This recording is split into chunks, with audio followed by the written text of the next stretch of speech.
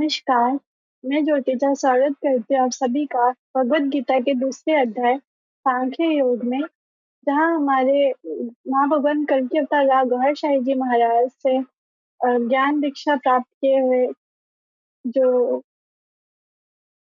स्वामी जी और सूफी संत राजेंद्र निगम बाबू जी और सूफी राजन स्वामी सच्चिदानंद नाथ जी महाराज हमें भगवद गीता का जो है आध्यात्मिक मर्म बताते हैं।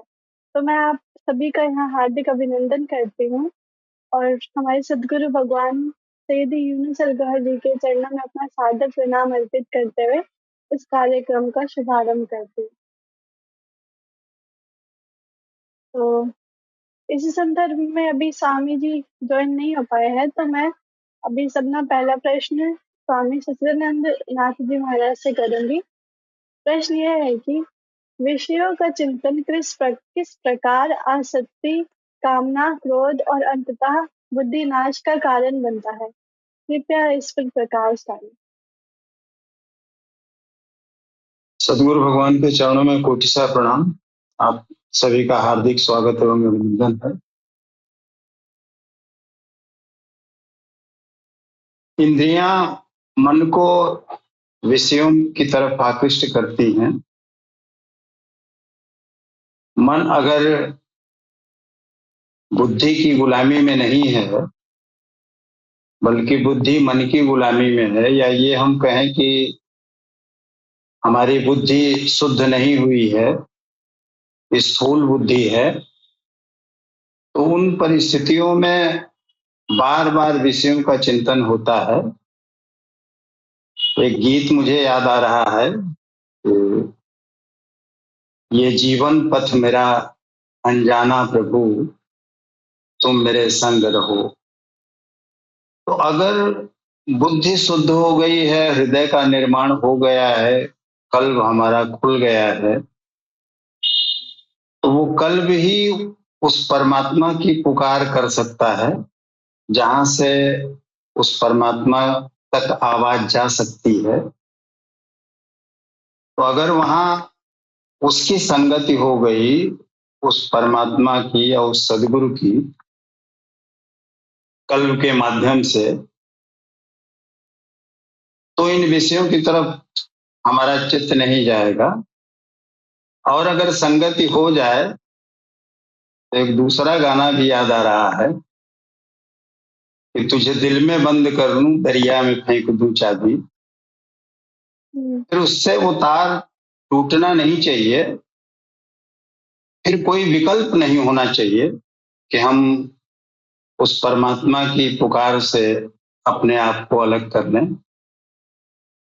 अगर विकल्प है तो निश्चित रूप से हम दुनिया के चक्रव्यूह में फंस जाएंगे। वहां ताला बंद करके चाबी दरिया में फेंकना ही होगा। कोई विकल्प छोड़ना नहीं होगा कि पुनः इस दुनिया की तरफ मन आकृष्ट हो सके, क्योंकि मन ही वो कारक है जो विषयों में उलझता है। हमारे शास्त्र कहते हैं कि मन एव मनुष्याणाम कारणम बंध मोक्षयो, मन ही मनुष्य के बंधन और मुक्ति का कारण है। तो मुक्ति तब होगी जब वो चाबी फेंक दी जाए दरिया में, वो कल्ब खुल जाए, वो बुद्धि शुद्ध हो जाए और सदैव उस परमात्मा का, उस सदगुरु का संग रहे। अगर उसकी संगति है, वो साथ में है सारथी बन के, तो चित्त कभी भी इस दुनिया के विकार, विषयों के विकारों में नहीं उलझेगा। और अगर वो संगति नहीं मिल पाई तो निश्चित रूप से ये मन इंद्रियों की गुलामी में फंस जाएगा और इंद्रियां अपनी तन्मात्राओं के द्वारा विषयों की तरफ आकृष्ट करेंगी। और विषय की तरफ जब मन आकृष्ट होगा तो उसका चिंतन निरंतर बना रहेगा प्राप्ति तक। जब तक वो विषय प्राप्त नहीं हो जाता, जब तक उसका भोग उपलब्ध नहीं हो जाता, तब तक मन में चिंतन बना रहेगा और वो चिंतन अगर है, उसकी पूर्ति हो गई, तो आगे और भोग की स्थितियां बनती जाएंगी। नहीं पूर्ति हुई तो क्रोध उत्पन्न होगा और विकार बढ़ते जाएंगे। इस संदर्भ में गीता अध्याय 2 के श्लोक संख्या 62 में और 63 में भगवान श्री कृष्ण ने बताया, ध्यायतो विषयान पुंस संगस्ते सुपजायते संगात संजायते कामं कामात क्रोधो विजायते। अर्थात विषयों का चिंतन करने वाले पुरुष की उन विषयों में आसक्ति हो जाती है, उसकी संगति हो जाती है, उसका चिंतन बार बार होने लगता है और आसक्ति से कामना उत्पन्न होती है। कामना की पूर्ति में अगर व्यवधान है तो व्यवधान आएगा तो क्रोध उत्पन्न होगा।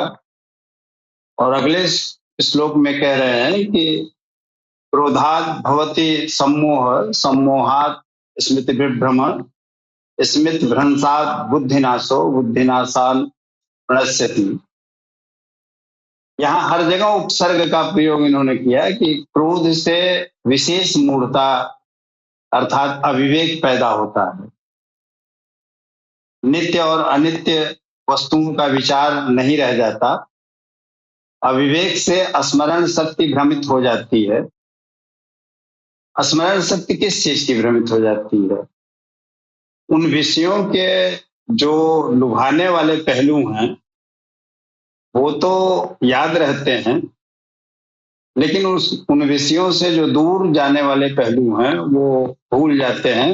उस भूले हुए पहलू को ही स्मृतिनाश कहते हैं, या दूसरे अर्थों में हम कहें कि उस रूह की स्थिति जो है, जो आने से पहले की थी, उस स्थिति का भान नहीं रह जाता, वो स्मृति नहीं रह जाती।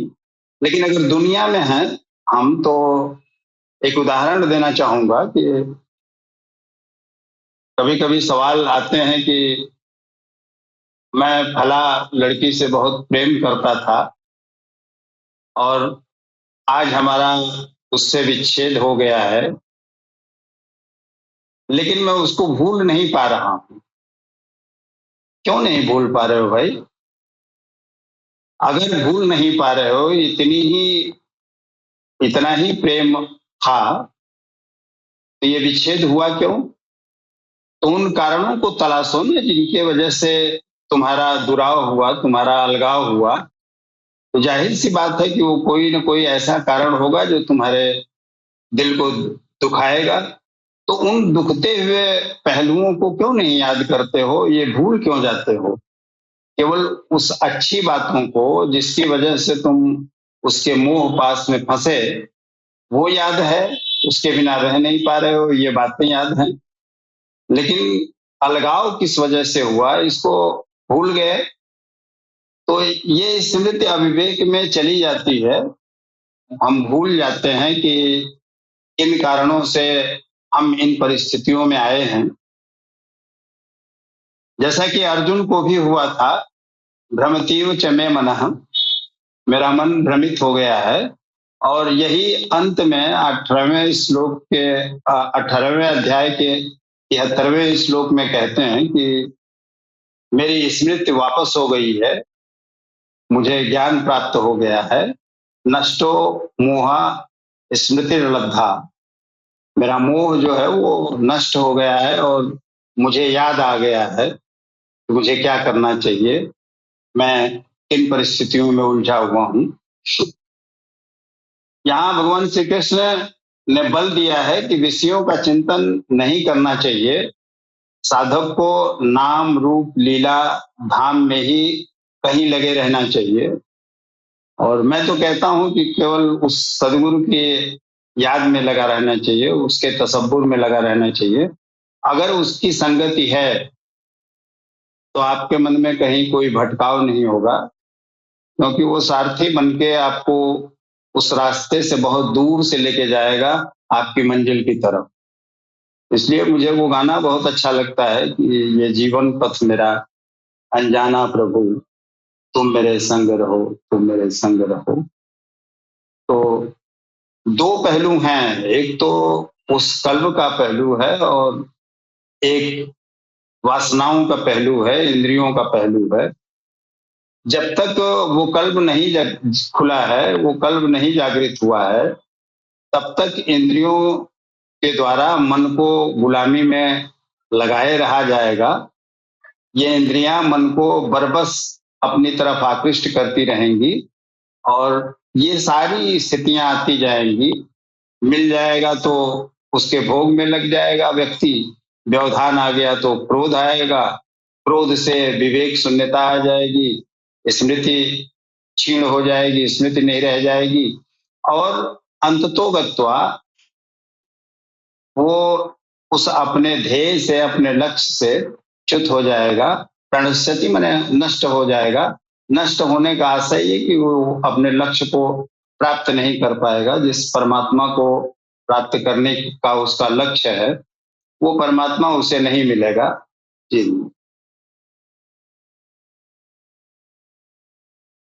जी, आपका बहुत धन्यवाद।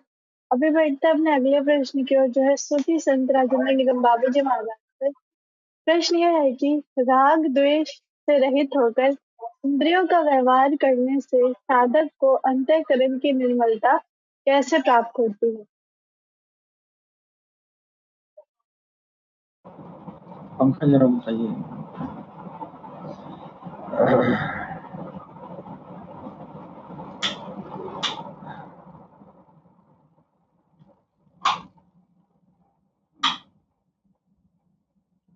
सबसे पहले हम भगवान सदगुरु के चरण कमलों में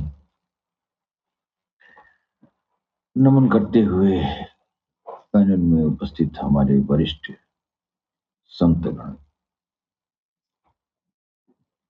को प्रणाम करता हूं।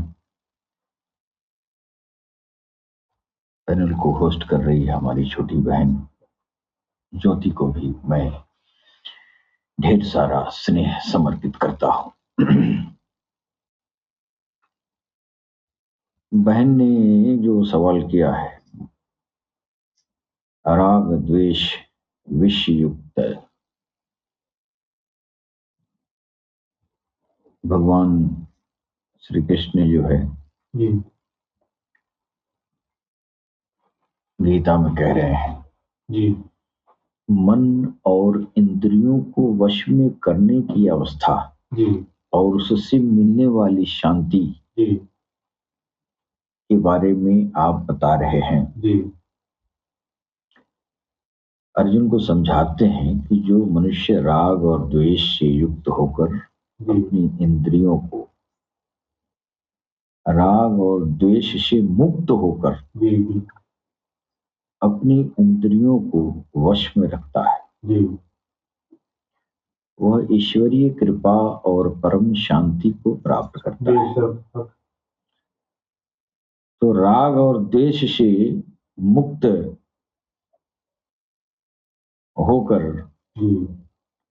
इंद्रियों को अपने वश में रखता है।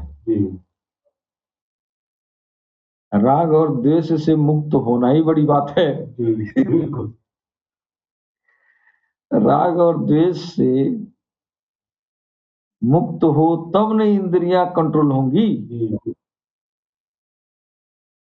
एक साधक के लिए सबसे बड़ी मुसीबत तो यह है कि राग द्वेष अपने दिल से निकाले कैसे। राग द्वेष भी एक तरह की भावनाएं हैं, नेगेटिव भावनाएं,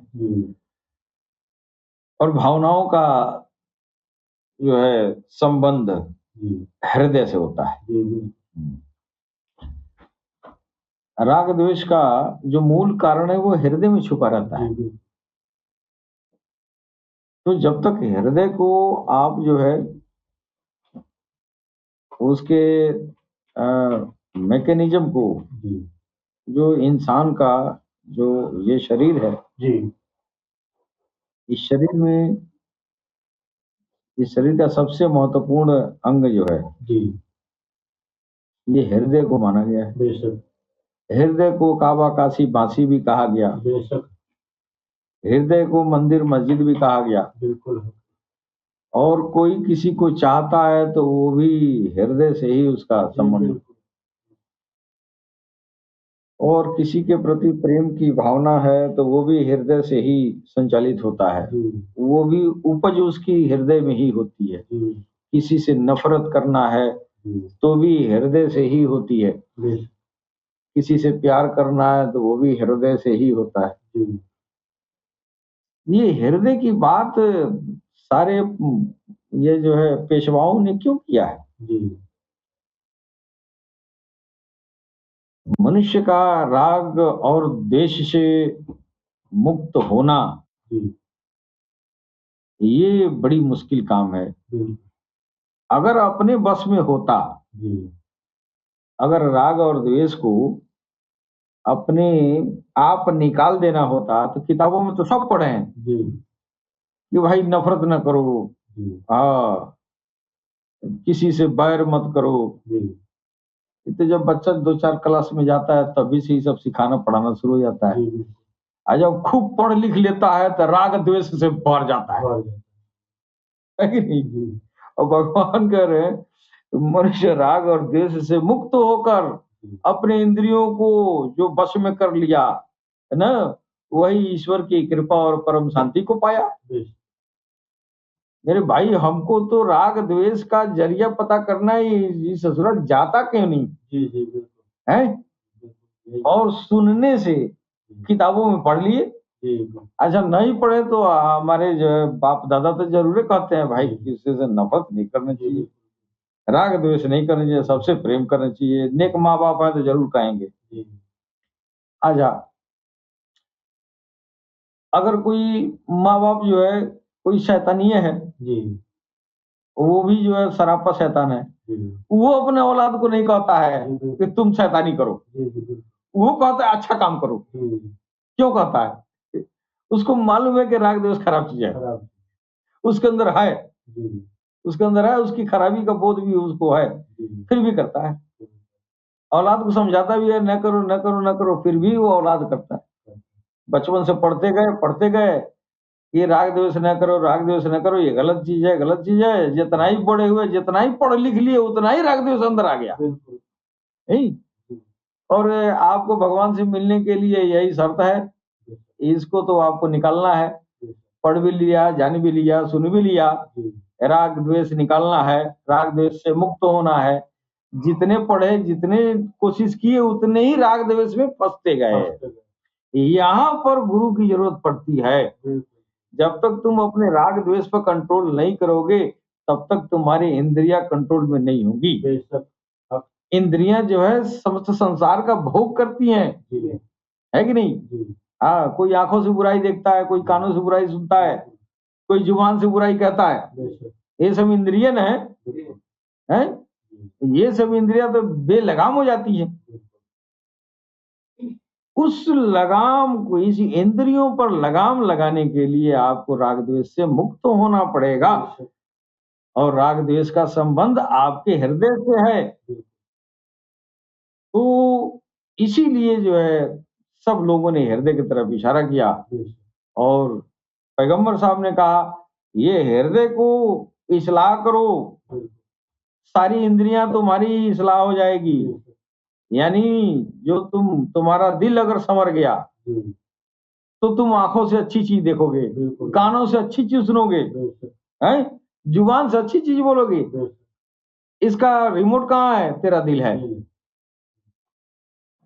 युरपाक ने कहा था ना, है बनी आदम, यानी मनु शतरूपा के सिकम से उनके पुष्ट में जितने भी इंसान हैं, मोहम्मद रसूलुल्लाह ने नहीं कहा था कि ऐ हिंदुओं, ऐ मुसलमानों, ऐ यहूदियों, ऐ ईसाइयों, तुम अपने दिल की इस्लाह कर लो।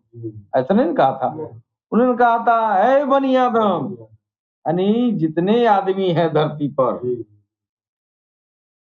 तुम उसकी, तुम्हारे दिल में, तुम्हारे जिस्म में, देह में एक मांस का टुकड़ा है।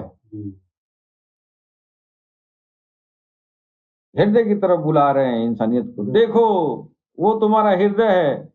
तुम्हारी इंद्रियां तब तक कंट्रोल नहीं होंगी जब तक वो राग द्वेष का जो जन्म स्थान है उसको नहीं संवारोगे।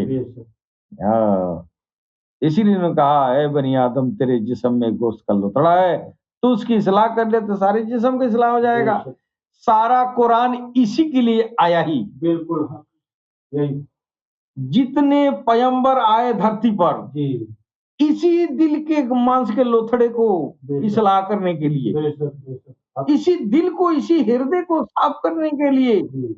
ये सबको मालूम था, भगवान कृष्ण भी कह रहे हैं हृदय से ये जो है राग द्वेष ये निकालो। राग द्वेष भावना है ना, भावना का संबंध हृदय से है ना, तो हृदय को ही तो संवारना पड़ेगा।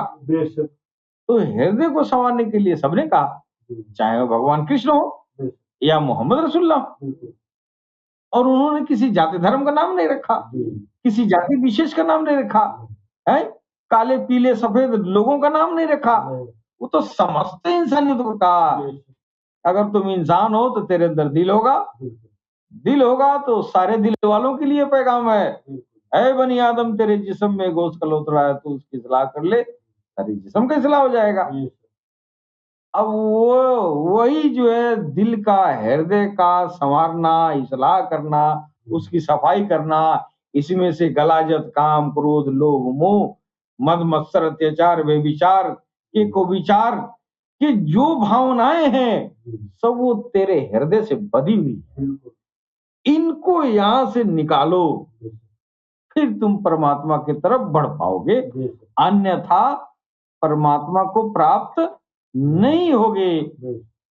और जब तक परमात्मा मिलेगा नहीं, परम शांति मिलेगी नहीं।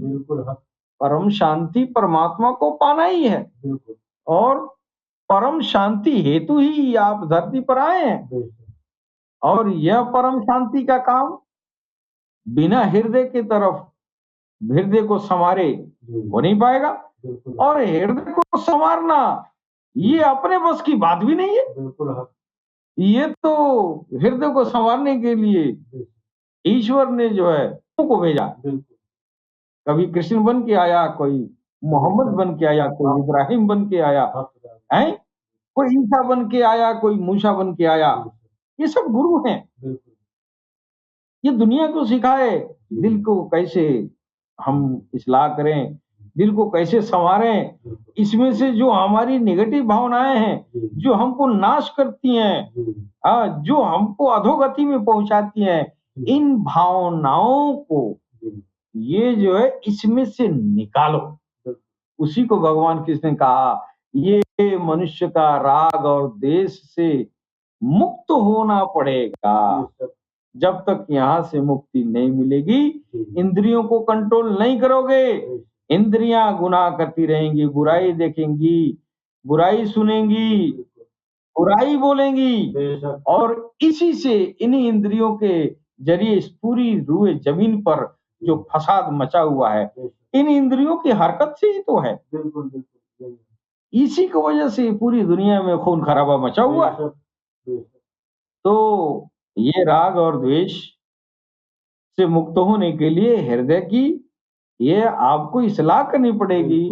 और हृदय का इस्लाह तब होगा जब गुरु मिलेगा, और गुरु मिलेगा तब तेरे अंदर वो डिवाइस जो है स्टार्ट कर देगा, ऑन कर देगा। वो डिवाइस ऑन कर देगा और खुद ब खुद हृदय का जो है वो सुधार होना शुरू होगा।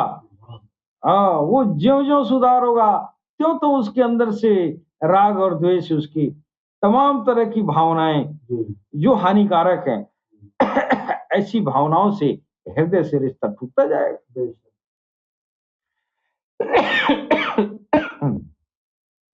जब ये भावनाएं निकल जाएंगी तो आपके अंदर पॉजिटिव भावनाएं आएंगी।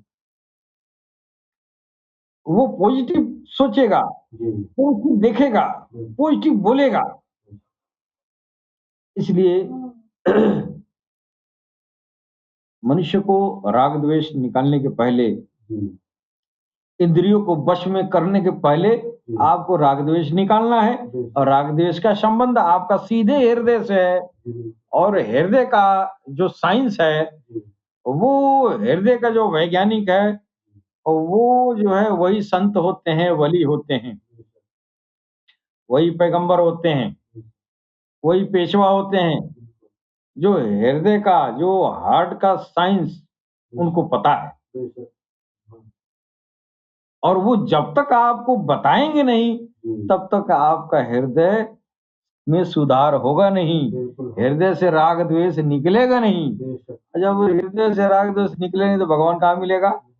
भगवान को पाने के लिए किसी गुरु की जरूरत पड़ती है। और इस दौर में आप उस गुरु को इस दुनिया में दिया लेके खोजते रह जाइए। ऐसा कोई गुरु नहीं है हिंदू चाहे मुसलमान में कि ये जो है दिल का इस्लाह करने का आपको तौर तरीका बताए और उसके साथ आपकी पहरेदारी भी करे, आपकी खबरदारी भी करे और ये वादा करे कि जब तक तुम मंजिले मकसूद न चले जाओ तब तक मैं तुम्हारा साथ देता रहूंगा। ऐसा कोई गुरु हिंदू मुसलमान ईसाई सिख ईसाई में है? कोई नहीं है। कहते तो सब है, चलो तुमको हम भगवान तक पहुंचा देंगे। उसको ये भी पता नहीं है कि दिल की इस्लाह भी करनी पड़ती है दिल को संवारना भी पड़ता है। कहाँ किसी को पता है? ऐसे गुरु भी अदृश्य हो गए जमाने से। अब ये अभियान, दिलों की सफाई का अभियान, दिलों की इस्लाह करने का अभियान अब जो है जो जारी करेगा बिना शर्त, बिना स्वार्थ, ये इंसानियत का जो ये खिदमत करेगा वो कल की अवतार का टोला होगा। और वही टोला है अल्लाह टीवी, जो बेलॉस नहीं, बिना कोई आप अपना फायदा लिए समस्त इंसानियत के दिलों को वह जो है भगवान से जोड़ रहे हैं और आपके समस्त इंसानियत के दिलों की इस्लाह कर रहे हैं।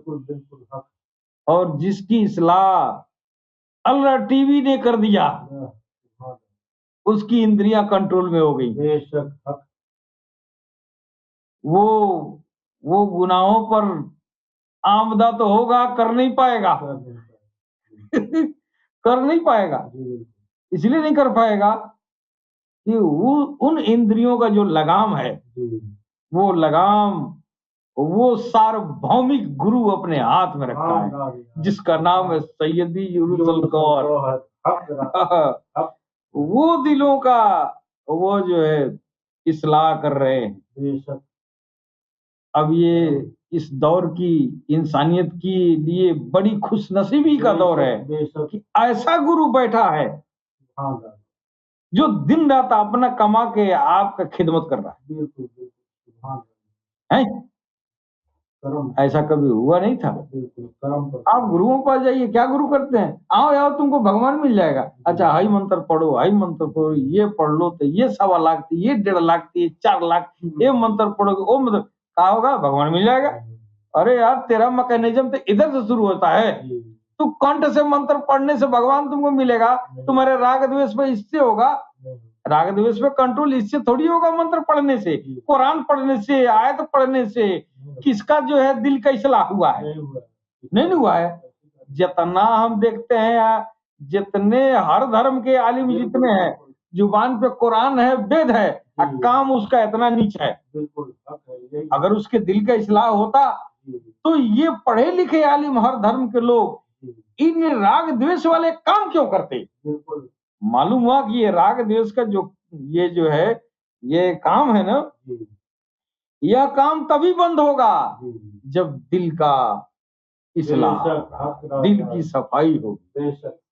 इसलिए तो बोला तो ते मन पलना कल वो ने जिक्र ना, अल्लाह ने कहा तेरे दिल में अल्लाह का नाम नहीं है तो तुम उसके पीछे मत जाओ जिसका दिल बंद है मेरे नाम से। है ये भजन है, ये वो भजन है जिसके जरिए तेरे दिल का इस्लाह होता है। हाँ, हिंदू के दिल में राम राम, मुसलमान के दिल में अल्लाह अल्लाह जब तक नहीं जाएगा तब तक जो है तेरे दिल का इस्लाह नहीं होगा। और ये दिलों में रब का नाम जाना सिर्फ और सिर्फ नजरे गौर शाही से हो सकता है, इसके अलावा तो कोई है ही नहीं। अगर हो तो करके दिखाए, कोई नहीं करता। अगर हाओ तो करके दिखाए, कोई नहीं। तो दिलों का इस्लाह तो इधर हो रहा है, अल्लाह टीवी वाले कर रहे हैं। बिल्कुल। और उसके बाद से अल्लाह टीवी वाले गुरु जी कहते हैं कि हम तुम्हारे गुरु नहीं है, गुरु का फायदा ले लो, गुरु चला का कोई शर्त नहीं है। तो हिंदू है कि मुसलमान है कि सिख है ईसाई, आदमी है ना, आदमी है, दिल है ना, आओ तेरे दिल की सफाई कर रहे हैं, तेरे दिल से राग द्वेष मिटा रहे हैं। जब तेरे दिल से राग द्वेष मिट जाएगा तो तू अपनी इंद्रियों को वश में कर लेगा और इस दुनिया में अमन अमान कायम करने में तू मदद करेगा। यही काम तो सैयदी कर रहे हैं। ऐसा गुरु इस धरती पर पहली बार नजर आया है। क्यों? इसलिए कि अब ये आखिरी दौर चल रहा है। अब ऐसा मजा कभी नहीं आने वाला है, ना आया था। दिल की इस्लाह मोहम्मद रसूलुल्लाह के जमाने में हुआ तो मात्र 13 आदमी के जमाने में हुआ, और सैयदना गौहर शाही के जमाने में, भगवान कल्कि अवतार इमाम मेहदी के जमाने में दिल की इस्लाह एक नजर में लाखों लोगों के दिल की इस्लाह एक नजर में। ऐसा बाहर कभी आया था धरती पे? कभी नहीं आया था। भगवान कृष्ण ने कहा ये सांसों में भगवान का नाम डाल लो, धीरे धीरे उन्नत करके उम्र के किसी हिस्से में वो भगवत नाम का संस्कार दिल में उतर जाएगा, दिल का इस्लाह हो जाएगा। तो ये कौन आ गया जी? गौहर शाही, जिसका चेहरा चांद में सूरज में, एक नजर डाला, रब का नाम तेरे दिल में उतारा। ऐसी अता कहीं थी, कहीं थी जमाने में, न कभी होगी। ये इंसानियत का सबसे गोल्डन दौर चल रहा है। आज कोई भी इंसानियत हो, हिंदू मुस्लिम सिख ईसाई, अपने अपने दीन धर्म में रहो यार। तू अपने दिल को तो संवार ले कि राग द्वेष निकल जाए, ताकि तू अपनी इंद्रियों पर कमांड कर ले, ताकि तू अपने प्रभु को पाले। इतनी बड़ी इस दौर के इंसानियत की खुश नसीबी कि आज अल्लाह टीवी पर एक ऐसी हस्ती निस्वार्थ बिना शर्त सबके दिलों को धो रही है, सबके दिलों को चमका रही है और रब तक पहुंचा रही है। और सबूत के दौर पे अगर तेरे दिल में राम राम गया तो मानना पड़ेगा ये सैयदी यूनुस अल गौहर, ये न हिंदू है, न मुस्लिम है, न सिख है, न ईसाई है, मिन जानिब अल्लाह है, मिन जानिब राम है। ये कहीं न कहीं राम ने ही बैठाया है, इसलिए कि उसके नजरों से, जिसकी नजरों से हिंदू के दिल में राम आ रहा है, मुस्लिम के दिल में अल्लाह आ रहा है, हो न हो वो अपनी तरफ से नहीं, वो उसी ईश्वर की तरफ से। बेशक हक है, यही हक। तो राग द्वेष के लिए तो भगवान को पकड़ना, ये सदगुरु को पकड़ना पड़ेगा, फिर भगवान मिलेगा। और ये जो है, ये जो मैकेनिज्म है, जो यांत्रिकी है दिलों का, वो तो लुप्त कर दिया है जमाने वालों ने। अब दिलों का जो यांत्रिकी है, अब अल्लाह टीवी से पुनः पूरी दुनिया में ये जो है निस्वार्थ, ये जो है दिलों को चमकाया जा रहा है। जी बहन। आपका बहुत बहुत धन्यवाद। अभी बढ़ते अपने अगले प्रश्न की ओर, जो है स्वामी सच्चिदानंद नाथ जी महाराज से। प्रश्न यह है कि स्थिति प्रज्ञ पुरुष को समुद्र के समान क्यों कहा गया है, और कामनाओं के बीच भी वह परम शांति को कैसे प्राप्त करता है? अभी सूफी साहब ने बड़े विस्तार से बताया कि राग और द्वेष तब तक नियंत्रित नहीं हो सकता जब तक तुम्हारा हृदय निर्मल न हो जाए। सच्चाई यही है कि मन जब तक इंद्रियों की गुलामी में है, तब तक इंद्रियां और उनकी तन मात्राएं अर्थात रूप रस गंध स्पर्श, ये सब के सब विषयों की तरफ भागेंगे और विषय के प्रति राग पैदा होगा, उनको पाने की इच्छा पैदा होगी। मन को सबसे पहले गुलामी से बाहर निकालना जरूरी है और ये तब निकल पाएगा जब हृदय का निर्माण हो या आपकी स्थूल बुद्धि शुद्ध बुद्धि हो जाए। शुद्ध बुद्धि का अर्थ कि आप में सत्य की को परीक्षण करने की क्षमता आ जाए, क्या पुण्य है या आपको ज्ञान हो जाए, क्या अच्छा है या आपको पता चल जाए। अगर ये सारी चीजें हो गई तो यहीं पे आपके हृदय का निर्माण होता है और तब आपका मन उस बुद्धि के अधीन आता है, उस बुद्धि की गुलामी को स्वीकार करता है, क्योंकि वो अब स्थूल नहीं रह गई, वो मन की गुलामी में नहीं है। और ये तब होता है जब कोई सदगुरु मिल जाए, जब सदगुरु के द्वारा उस हृदय को खोल दिया जाता है, उस कल्ब को खोल दिया जाता है, तब ये बुद्धि जागृत होती है।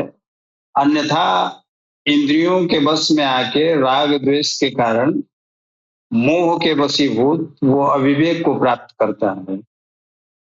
मोह में या राग में मन अनेक युक्तियां निकाल लेता है, क्योंकि बुद्धि उसके अधीन रहती है, बुद्धि सोई रहती है, जिसे सनोवर की स्थिति कहा जा सकता है। तो ऐसी स्थिति में वो तमाम युक्तियां निकाल के असत्य को ही सत्य साबित करने का प्रयास करता है, इसलिए वो राग द्वेष से नहीं निकल पाएगा। राग द्वेष से निकलने के लिए बुद्धि का शुद्ध होना जरूरी है और बुद्धि जब नित्य और अनित्य का भी भेद करना जान जाए कि क्या नित्य है और क्या अनित्य है, जो पुण्य है क्या वो नश्वर है या सदैव रहने वाला है, अनित्य है, या जो सच हम समझ रहे हैं वो हमेशा के लिए है या क्षणभंगुर है, हमारा ये शरीर सदैव रहेगा या एक दिन नष्ट हो जाएगा। तो जो भी नष्ट होने वाला है वो असत ही है, वो सत हो ही नहीं सकता। तो इन विषयों को जब बुद्धि परीक्षण कर लेती है या जान जाती है तो वो प्रज्ञा की स्थिति आ जाती है, और जब प्रज्ञा में मन रमने लगे या मन वहीं स्थिर हो जाए तो उसको स्थिति प्रज्ञ कहते हैं या आत्मनिष्ठ कहते हैं या आत्मा में रमने वाला मन कहते हैं। तो जिसका मन उस आत्मा में विचरण कर रहा है, उस सदगुरु के सानिध्य में है, ऐसे ही व्यक्ति को स्थिति प्रज्ञ कहते हैं। और जिसका मन वहां रम रहा है तो उस पे इंद्रियों का कोई प्रभाव नहीं पड़ेगा, न उसे कोई रूप लुभा पाएगा, न कोई गंध लुभा पाएगी, न कोई स्वाद दिगा पाएगा, न कोई कोमल स्पर्श उसे विचलित कर पाएगा। तो जो इंद्रियां हैं वहां फेल हो जाएंगी, और फेल हो जाएंगी इसका आशय कि उनका समन हो गया, बिना बल प्रयोग किए, केवल हृदय के खुलने से, क्योंकि हृदय ही उस परमात्मा की पुकार करने में समर्थ है। तुलसी ने भी कहा कि निर्मल मन जन सो मोहि पावा, मोहि कपट छल छिद्र न भावा। तो जब तक मन निर्मल नहीं है, हृदय निर्मल नहीं है, निर्मलता का आशय यही कि आप सत्य को जान लें, सत्य को परखने की क्षमता आपकी बुद्धि में आ जाए, तो निश्चित रूप से आपसे कोई गलती नहीं होगी, आप राग द्वेष के द्वंद्व में नहीं फंसेंगे, मोह के आवरण से नहीं ढकेंगे, आपका अविवेक नहीं पैदा होगा। तो ऐसी स्थितियों में आपका हृदय का निर्माण हो गया और वो कभी भी इन राग द्वेषों में नहीं फंसेगा या इंद्रियों की गुलामी में नहीं उलझेगा, या कामनाओं के वशीभूत नहीं होगा, उसके अंदर दूसरी कोई कामना नहीं रहेगी, क्योंकि उसकी कामना, उसका मन तो आनंदित हो रहा है उस परमात्मा के तसव्वुर में, उस सदगुरु के तसव्वुर में, उसके ध्यान में, वो उसी में मगन है। तो इन इंद्रिय जनित विषय भोगों में क्यों उलझेगा? तो इधर से अगर उसका छुटकारा मिल गया तो वो स्थिति प्रज्ञ हो गया, और स्थिति प्रज्ञ पे किसी भी कामना का कोई प्रभाव नहीं होता। इसको गीता के अध्याय 2 के 69 और 70वें श्लोक में भगवान कृष्ण ने कहा कि या निशा सर्वभूतानां तस्याम जागृति संयमी, यस्याम जागृति भूतानि सा निशा पश्यतो मुनि। अर्थात संपूर्ण भूत प्राणियों के लिए वह परमात्मा रात्रि के तुल्य है, क्योंकि अज्ञान है, उस परमात्मा को जान नहीं पाया, उसका हृदय शुद्ध हो नहीं पाया, उसकी बुद्धि शुद्ध हो नहीं पाई, तो वो परमात्मा को समझेगा कैसे? तो वो सब कुछ अंधकारमय है, और जब अंधकार है तो वो रात्रि के समान ही है। तो यहाँ ज्ञान को इंगित किए हैं कि आम जनों के लिए वो परमात्मा रात्रि के समान है, उसको प्राप्त करना रात्रि के समान है। और जो संयमी व्यक्ति है वो उसको जानता है, इसलिए वो उसके मिलने में, उसके संसर्ग में जागरण करता रहता है। उस रात्रि में परमात्मा में संयमी पुरुष भली प्रकार देखता है, चलता है, जागता है, क्योंकि वहां उसकी पकड़ है। योगी इंद्रियों के संयम द्वारा उसमें प्रवेश पा जाता है। जिन नासवान सांसारिक सुख भोग के लिए संपूर्ण प्राणी रात दिन परिश्रम करते हैं, योगी के लिए वो निशा है, क्योंकि उसकी कोई कामना रह नहीं गई, उसको धन दौलत से कोई आशय नहीं है, उसे गाड़ी घोड़ा चाहिए नहीं, तो वो रात्रि के समान ही उसके लिए है। उसको तो केवल और केवल उस परम आनंद में ही सुख मिल रहा है, उस सदगुरु के तसव्वुर में ही, उसके ध्यान में ही उसके आनंद मिल रहा है, तो वो उसी में निरंतर लगा रहेगा। इसलिए वो दिन की जो स्थिति है, जो इसमें लोग अपने आप को कर्मठी समझते हैं, वो उसके लिए निशा के समान है। अगले श्लोक में उसकी क्या स्थिति रहती है, वो किस प्रकार वो रहता है, कैसे चलता है फिरता है, जो स्थिति के विषय में अर्जुन ने जिज्ञासा जाहिर की, उसके विषय में बता रहे हैं कि आपूर्य माणम अचलम प्रतिष्ठम समुद्रमापः प्रविशन्ति यद्वत् तद्वत् कामा यम प्रविशन्ति सर्वे स शांति मापनोति न काम कामी। जैसे तमाम बरसात के दिनों में उद्वेग से, तीव्र वेग से बहने वाली नदियां पेड़ों को धराशायी करते हुए, घरों को गिराते हुए, हाहाकार मचाते हुए जाती हैं और समुद्र में समा जाती हैं, लेकिन समुद्र के स्थिति पे कोई असर नहीं पड़ता। वो जब नदियों का वेग कम रहता है तो भी उसी स्थिति में रहता है, न घटता है, और जब प्रलयंकारी नदियां भी उसमें जाके समाती हैं तो भी उसके स्तर में कोई वृद्धि नहीं होती है। तो ठीक वैसे ही जैसे स्थिति प्रज्ञ समुद्र में कोई हलचल नहीं हो रही है, वैसे ही जो स्थिति प्रज्ञ है, जो प्रज्ञा के साथ, उस सदगुरु के साथ, उस आत्मा के साथ, परमात्मा के साथ रमण कर रहा है, निवास कर रहा है, उस पे चाहे जितने वेग से कोई काम अटैक करे, उसकी सेहत पे कोई फर्क नहीं पड़ता। ठीक वैसे ही वो भोग उत्पन्न तो होते हैं, लेकिन वैसे ही विलीन हो जाते हैं जैसे तमाम उग्र नदियां सागर में प्रवेश करके समाप्त हो जाती हैं। जैसे सब ओर से परिपूर्ण अचल प्रतिष्ठा वाले समुद्र में नदियों के जल उसको चलायमान न करते हुए बड़े वेग से उसमें समाये जाते हैं, ठीक वैसे ही परमात्मा में स्थित स्थिति प्रज्ञ पुरुष में संपूर्ण भोग विकार विकार उत्पन्न किए बिना समा जाते हैं। ऐसा पुरुष परम शांति को प्राप्त होता है, न कि भोगों को चाहने वाला।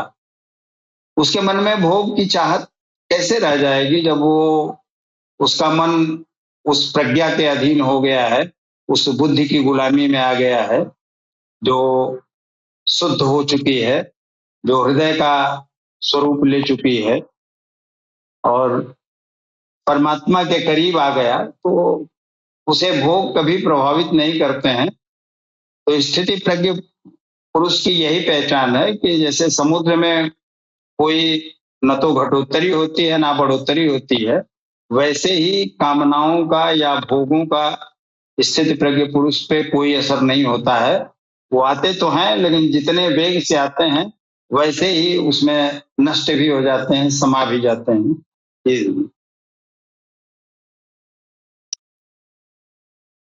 जी, आपका बहुत-बहुत धन्यवाद। बहुत अच्छा आपने एक्सप्लेन किया।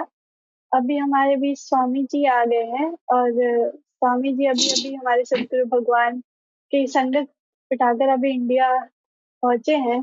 तो मैं चाहूँगी कि आप अपना अनुभव हमारे दर्शकों को बताएँ कि गुरु की संगत में बैठकर क्या अनुभव होता है? और दूर से सुनने में और उनके पास बैठकर उनको देखने में क्या महसूस होता है? आप प्लीज़ उसको बताएँ।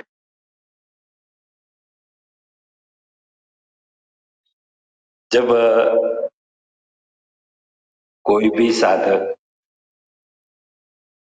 साधना करता है तो अगर उसका मार्गदर्शक होगा, सदगुरु होगा, तो वो कहीं ये नकारात्मक दुनिया के प्रभाव में नहीं आ सकता है।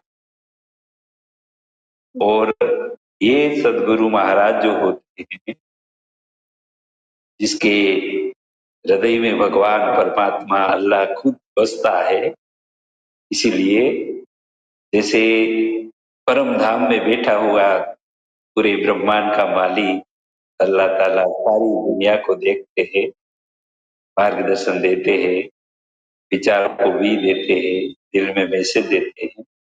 तो वही जगत का मालिक जब धरती पर हमारे सदगुरु के रूप में मार्गदर्शक के रूप में जब होते हैं, तो उसके संगत में, उसके साथ में, सानिध्य में, उसके चरणों में जो भी होता है, तो उसके दिल में क्या चल रहा है, उसके दिमाग में क्या चल रहा है, वो सब उसको मालूम होता है और उसके अनुसार वो अपने शरण में आए हुए शिष्य को, प्रेमी को, अनुयायी को मार्गदर्शन देते।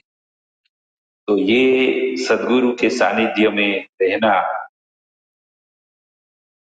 उसकी नजरों का प्रभाव प्राप्त करना, उसके नजरों में प्रेम और ज्ञान की धारा बहती है, उसका अनुभव लेना, ये बहुत अलौकिक अनुभव होता है।